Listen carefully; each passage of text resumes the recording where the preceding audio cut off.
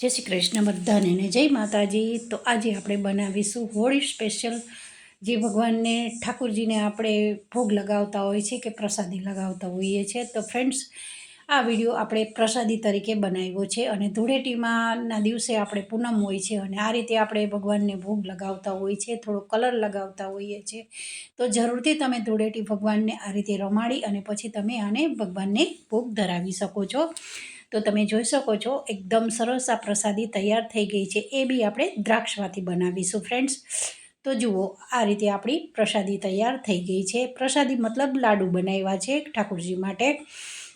તો હવે હું તમને અહીંયા તોડીને બી બતાવીશ। અંદરથી એકદમ આપણે દ્રાક્ષ અંદર નાખી છે, એ એકદમ સરસ બે કટકા થઈ જશે અને એનો લુક બી બહુ સરસ આવે છે। અને જુઓ, તમે ઉપવાસ રહેતા હો, મતલબ કે પૂનમનો ઉપવાસ રહેતા હો, તો બી તમે આ પ્રસાદી ખાઈ શકો છો કે આપણે એવી સામગ્રી બધી ઉમેરીશું ને કે તમે પ્રસાદમાં બી આ ખાઈ શકો છો, ફરાળમાં બી લઈ શકો છો। તો હવે આપણે આને શું વસ્તુ પડે છે એ જોઈ લઈએ। તો સૌથી પહેલાં મેં અત્યારે તમને આ બતાવ્યો છે કે બજારમાં આ રીતે મિલ્ક પાવડર મળતો હોય છે, ડબ્બામાં બી મળતો હોય છે અને પેકેટમાં બી આ રીતે ડેરી વ્હાઇટનર મળી જતો હોય છે। તો તમે જોઈ શકો છો, બસ આ રીતે બજારમાં મિલ્ક પાવડર મળતો હોય છે। અહીંયા આપણે માવો ના હોય ઘરમાં તો બી મિલ્ક પાવડર હોય તો તમે આ પ્રસાદી ભગવાનની બનાવી શકો છો। હવે આપણે અહીંયા 3 ચમચી જેટલો મેં અત્યારે મિલ્ક પાવડર લીધો છે। મિલ્ક પાવડર ન હોય તમારા ઘરમાં તો જો બનતા સુધી મલાઈ હોય તો મલાઈ બી તમે અહીંયા ઉમેરી શકો છો, પણ મલાઈ કેવી ફ્રેશ હોવી જોઈએ ફ્રેન્ડ્સ। બહુ દિવસની પડેલી હોય, અંદર વાસ આવતી હોય એવી મલાઈનો ઉપયોગ અહીંયા નથી કરવાનો। 1 વાટકી દૂધ લીધું છે, 1 વાટકી જેટલી કાળી દ્રાક્ષ લીધી છે, કાળી નહીં મતલબ કે જે મરૂન કલરની આવે છે એ લીધી છે। જુઓ, આ રીતે થોડી કાળી બી ભેગી છે, પણ કાળીનો હું ઉપયોગ નહીં કરું, અહીંયા મરૂનનો જ મેં ઉપયોગ કરેલો છે। અને ખાંડ, નાળિયેરનું છીણ છે, કાજુ અને બદામ છે, બસ આટલી સામગ્રી મેન મેં તમને અહીંયા બતાવી છે। તો વિડીયો સ્કીપ ના કરશો, લાસ્ટ તક જોશો તો તમને ખબર પડશે કે આ કેવી રીતે પ્રસાદી તૈયાર થઈ ગઈ છે। હવે આપણે અહીંયા કાજુ અને બદામને લીધા છે અને એની જોડે આપણે 3 ચમચી જેટલું નાળિયેરનું છીણ લીધું છે। આ ત્રણેય વસ્તુને સારી એવી પીસી દેવાની છે અને અહીંયા એકદમ આપણે પહેલાં ચાલુ કરવાનું છે, પછી મિક્સરને બંધ કરવાનું છે। આ રીતે તમે કરશો તો કેવું કે નાળિયેર છે એમાંથી તેલ છૂટું પડશે, એટલે પછી આપણે જેવો જોઈએ છીએ એવો દરદરો પાવડર નહીં થાય। એટલે અહીંયા તમારે નાળિયેર નાખેલું છે તો એકદમ ફાસ્ટ મિક્સરને ચલાવવાનું નથી।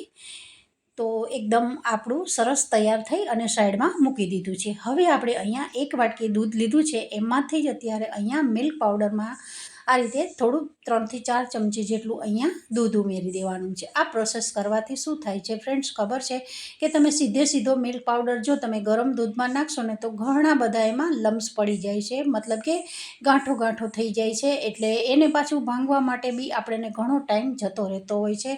આપણે ભાંગવા માટે લગભગ એને ચલાવતા જ રહેવું પડે છે, પણ એ ન થાય ને એના માટે આપણે અહીંયા એક માવાના ફોર્મમાં આપણે આ રીતે મિલ્ક પાવડરને બનાવી અને તૈયાર કરી રાખીશું। જેવી રીતે આપણે બેટર બનાવતા હોય છે બસ એ ટાઈપનું જ અહીંયા થીક બેટર બનાવી દેવાનું છે મિલ્ક પાવડરનું। હવે આપણે આને સાઈડમાં મૂકી દઈશું। તમે જોઈ શકો છો એકદમ સરસ આ થીક થઈ ગયું છે, પણ જેમ પડ્યું રહેશે એમ માવાના ફોર્મમાં આ મિલ્ક પાવડરનો પાવડર જે બનાવ્યું છે એ બેટર એ તૈયાર થઈ જશે। હવે આપણે અહીંયા કઢાઈ લેવાની છે, એક ગેસ ઉપર કઢાઈ ચડાવી દીધી છે અને જેટલું દૂધ 1 વાટકીમાંથી બચ્યું છે એ અત્યારે અહીંયા ઉમેરી દીધું છે।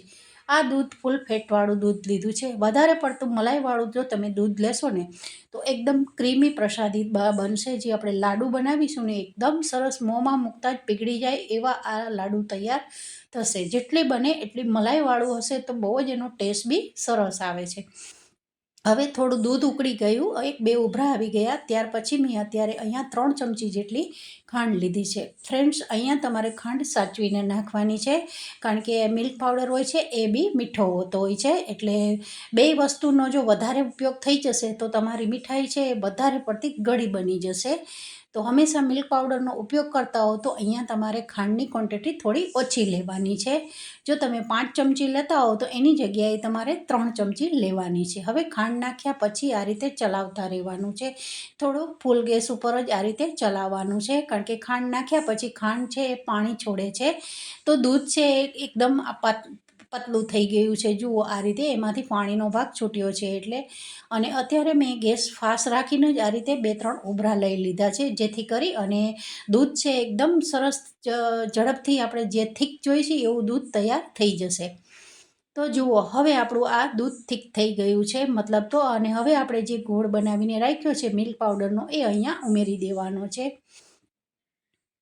બધો મિલ્ક પાવડરનું જે બેટર બનાવીને રાખ્યું છે એ અહીંયા ઉમેરી દેવાનું છે. તો જો આ કરવાથી બહુ પ્રોસેસ લાંબી નહીં થાય અને ઝડપથી એકદમ થીક થવા માંડે છે.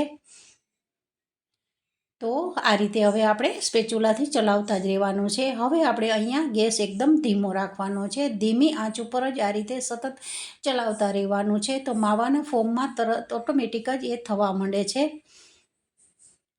તો હંમેશા તમે પ્રસાદી મિલ્ક પાવડરમાંથી બનાવતા હો તો આ રીતે તમે જરૂરથી એને બેટર છે જે મિલ્ક પાવડર હોય છે એને તમારે આ રીતે ઘોળીને લેવાનું, તો તમારી પ્રસાદી બહુ જ સરસ થશે ફ્રેન્ડ્સ. અને આપણે આ પ્રસાદી તો ઠાકોરજી માટે બનાવી છે કે પૂનમનો તમારે જે ઉપવાસ હોય ને એમાં બી તમે આ પ્રસાદીને ખાઈ શકો છો. તો હવે મેં જે નાળિયેરનું છીણ, કાજુ અને બદામને ક્રશ કરીને રાખ્યા છે એ અહીંયા ઉમેરી દીધા છે, કારણ કે આ મારું બેટર છે એકદમ સરસ થીક થવા માંડ્યું છે. તો થીક થાય ત્યાં સુધીમાં જ આપણે આ વસ્તુ ઉમેરી દેવાની છે. હવે આ વસ્તુ ઉમેર્યા પછી એકદમ સરસ આ રીતે મિક્સ કરવાનું છે. મિક્સ થઈ જાય એટલે જુઓ એકદમ સરસ થીક થવા માંડ્યું છે. અહીંયા તમારે ગેસની ફ્લેમ ધીમા આંચે જ આ કામ કરવાનું છે, પણ તમે આ વસ્તુ છોડીને બીજું કામ કરવા જશો તો નીચે જે આપણું બેટર છે એ ચોંટવા માંડશે. તો એવું નહીં કરવાનું, આ રીતે સતત સ્પેચ્યુલાથી ચલાવતા જ રહેવાનું છે. તો જુઓ લગભગ 3 થી 4 મિનિટમાં જ એકદમ સરસ થીક થવા માંડ્યું છે. અને જુઓ એકદમ સરસ પેન છોડી રહ્યું છે નીચેથી. તો હવે પેન છોડી રહ્યું છે ત્યારે આપણે અહીંયા એકદમ ક્રીમી બનાવવા માટે 1 ચમચી જેટલી અહીંયા ઘી લીધું છે. ઘીની જગ્યાએ તમે મલાઈ બી ફ્રેશ લઈ શકો છો. એવું નથી કે મલાઈ બી નહીં ઉમેરવાની, મલાઈ નાખવાથી તો બહુ જ સરસ ટેસ્ટ આવે છે. તો હવે આપણે આને સ્પેચ્યુલાથી થોડું ચલાવતા જ રહેવાનું છે. અને જે લગભગ આ વસ્તુ ઘી નાખ્યા પછી લગભગ એને 4 થી 4 મિનિટ સુધી આ રીતે ચલાવતા રહેવાનું. 4 મિનિટ ચલાવશો અને ગેસની ફ્લેમ ધીમી રાખશો ને તો બહુ જ સરસ એકદમ પેન છોડવા માંડે છે અને માવાના ફોર્મમાં આપણી આ મીઠાઈ તૈયાર થઈ જાય છે ફ્રેન્ડ્સ. તો જરૂરથી આ રેસીપીને ટ્રાય કરજો અને ટ્રાય કર્યા પછી કેવી તમારી બની એ જરૂરથી કમેન્ટ કરીને જણાવજો. તો તમે જોઈ શકો છો 4 મિનિટ થઈ ગઈ છે અને હવે આ રીતે હું તમને બતાવીશ. જુઓ હજુ આ ચોંટી રહ્યું છે. જુઓ આ એકદમ હાથમાં ચોંટે છે, તો હજુ બંધાતું નથી. તો બીજી મેં 2 થી 3 મિનિટ અહીંયા થવા દીધું હતું. તો હવે તમે જોઈ શકો છો 2 થી 3 મિનિટ પછીનો એકદમ પેન છોડી રહ્યું છે અને એકદમ આપણે જે લાડુ બનાવવાનું હોય છે એ ટાઈપનું મિશ્રણ તૈયાર થઈ ગયું છે. હવે હું તમને અહીંયા બતાવીશ આ 3 મિનિટ પછીનું શૂટ કરેલું છે. જુઓ એકદમ સરસ આ રીતે લાડુ વળી જાય છે, મતલબ કે એકદમ સરસ આપણે જેવા લાડુ બનાવવા છે એ ટાઈપનું બંધાવવા માંડ્યું છે. તો આ પરફેક્ટ માપ સાથે આ મિશ્રણ તૈયાર થઈ ગયું છે.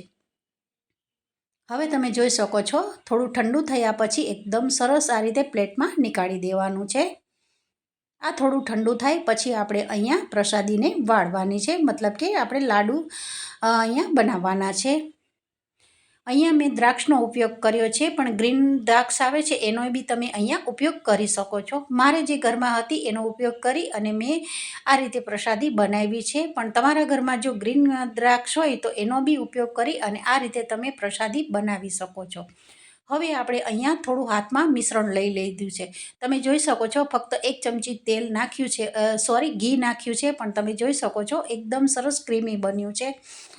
અને હવે આપણે આ રીતે આવી રીતે થોડું કચોરી બનાવતા હોય એ રીતે શેપ આપી દેવાનો છે. આ રીતે જેવી રીતે આપણે કચોરીમાં ફિલિંગ ભરતા હોય છે બસ એ જ રીતે અહીંયા દ્રાક્ષ વચ્ચે મૂકી અને પછી આ રીતે થોડું વાળી દેવાનું છે અને પછી આ રીતે સારા એવા લાડુને વાળી દેવાનું છે. પણ તમે જો પહેલેથી મિશ્રણ સારું બનાવ્યું હશે ને તો લાડુ બહુ જ સરસ તૈયાર થઈ જશે. મિશ્રણમાં કેવા ગઠ્ઠા પડેલા હશે તો બિલકુલ આ રીતે લાડુ વળશે જ નહીં અને ફાટી જશે. તો જુઓ આ આપણા લાડુ પ્રસાદી તૈયાર થઈ ગઈ છે, જે આપણે હોળી ધૂળેટીના દિવસે ઠાકોરજીને ભોગ લગાવતા હોઈએ છીએ. તો છે ને એકદમ આ પ્રસાદી ઘરે જ આસાનીથી બની જાય છે. ફ્રેન્ડ્સ, આપણે શું કરતા હોય છે કે પૂનમના દિવસે ધૂળેટીના દિવસે ભગવાન માટે આપણે બહારથી મીઠાઈ બી લાવતા હોઈએ છીએ, કારણ કે ભગવાનને થોડો આ રીતે ધૂળેટી રમાડી અને પછી આ રીતે આપણે ભગવાનને સવારમાં ભોગ લગાવતા હોઈએ છીએ. તો હવે આ હોળીના દિવસે તમે આવું ના કરશો, ઘરે જ આવી રેસીપી સાંજના સમયે બનાવી દેવાની અને સવારે જ્યારે ઠાકોરજીને તમે પૂજા કરો ત્યારે થોડું આ રીતે ગુલાલ લગાડી અને પછી આ ઠાકોરજીને ભોગ લગાવશો ને તો ભગવાન બહુ જ ખુશ થઈ જાય છે. ફ્રેન્ડ્સ, તો જરૂરથી આ રેસીપીને ટ્રાય કરજો અને જરૂરથી આ ભગવાનની પ્રસાદી મેં ઠાકોરજી માટે બનાવી છે એ જરૂરથી બનાવજો. તો ભગવાન બી ખુશ થઈ જશે અને તમારા ઘરના સભ્યો બી ખુશ થઈ જશે અને જે લોકો તમારા ઘરમાં ઉપવાસ રહેતા હોય એ બી આ પ્રસાદી ખાઈ શકશે. તો જુઓ, હવે આ પ્રસાદી આપણી તૈયાર થઈ ગઈ છે. હવે આપણે એને સર્વ કરીશું. તો એક જ વાટકી ફક્ત દૂધની લીધી છે, એમાંથી તમે જોઈ શકો છો કે આપણી પ્રસાદી કેટલી બધી તૈયાર થઈ ગઈ છે.